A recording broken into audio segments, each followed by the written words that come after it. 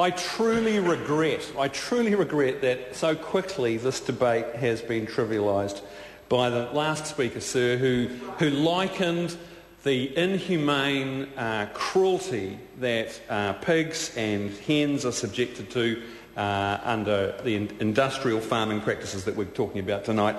He likened that to the plight of an overweight Labrador living in a luxury apartment. And I regret that the debate has been so trivialised so quickly. Sir, Labor is proud to stand alongside our Green colleagues tonight, and particularly to support Sue Kedgley, who has brought this animal welfare treatment of animals amendment bill to the House. Sue has for a long time been a leader on these issues, and her commitment to this cause is appreciated by many New Zealanders who care about this issue. I also want to acknowledge the campaign that's been run by Save Animals from Exploitation and Hans Creek, who have mobilised people to send thousands of letters and postcards to members of Parliament asking that we support this bill.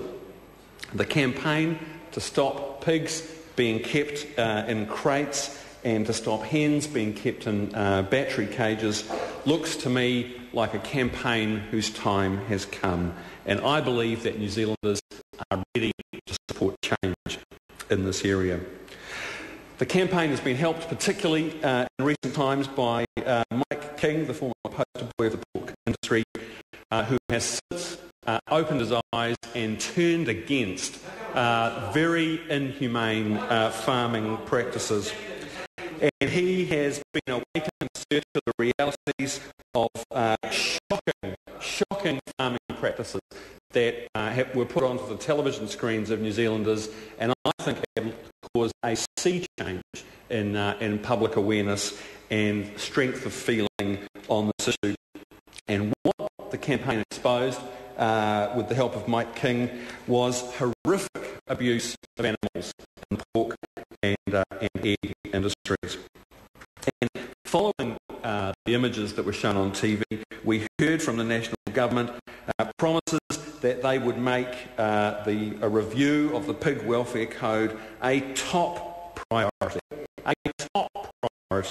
And the Minister said it in this House.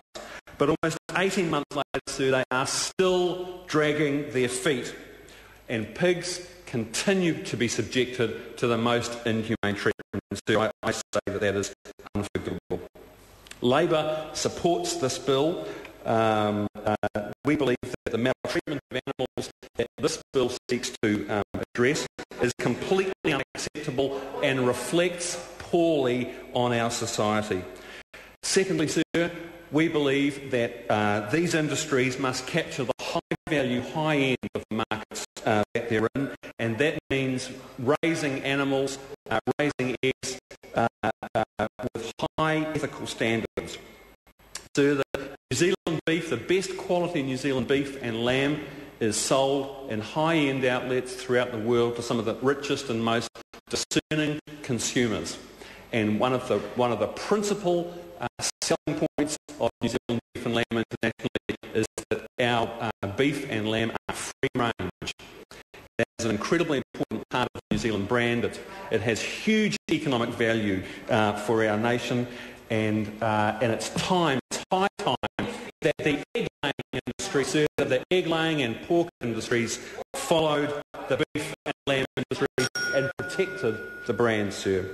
It's time that Parliament change the outdated and unethical farming practices that are allowed and are perpetuated by the loophole in the Animal Welfare Act that allows practices that are deemed to be inconsistent with the principal provisions in the Act, that allows them to continue under the guise of them being so-called exceptional circumstances and continued in perpetuity. Well, sir, that is wrong, and Sue Kedgley's bill seeks to close the loophole and would require those practices to be phased out within 5 years. That is the right thing to do. It's the right thing ethically, and it's the right thing economically for our farming industries.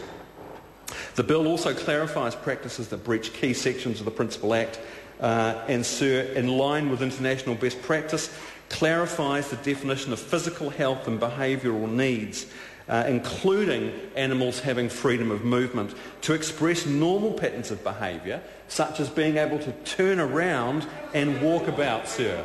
That is something that is a minimal requirement that should be as part of our definition of ethical farming practices. That his time has expired.